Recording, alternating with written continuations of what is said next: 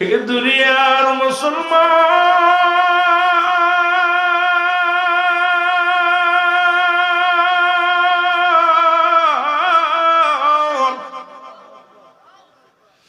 বলতেছিলাম মানুষের জীবনে প্রথম বিপদ হলো মানুষের মরণ।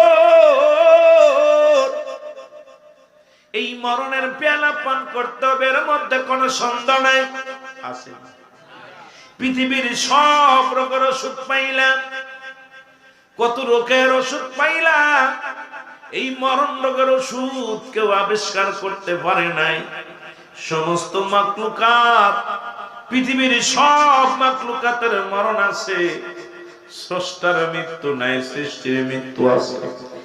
সবকিছু যেতে হবে ফিরে সেই সৃষ্টিকর্তা আমার রব্বে কারিমের দরবারে। মরণের কথা বলতে গেলে বড় কষ্ট হয়।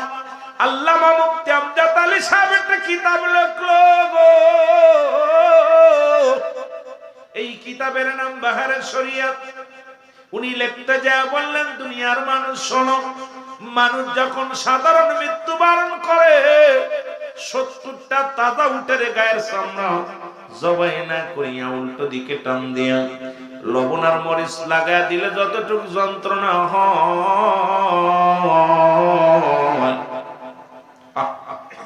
70টা তাজা উটের গায়ের চামড়া জবাই না করিয়া উল্টো দিকে টান দিয়া লবণ আর মরিচ লাগায়া দিলে যতটুকু যন্ত্রণা হয়, এর চাইতে 70 গুণ যন্ত্রণা হলো একটা সাধারণ মৃত্যু। এখন আমরা অনেকেই মরণকালে দেখি চোখ দুটি বড় বড় হয়ে গেছে গো। দেখেছি মরণের সময় পায়খানা করে দিছে, মরণের সময় জিহ্বাটা বড় হয়ে গেছে।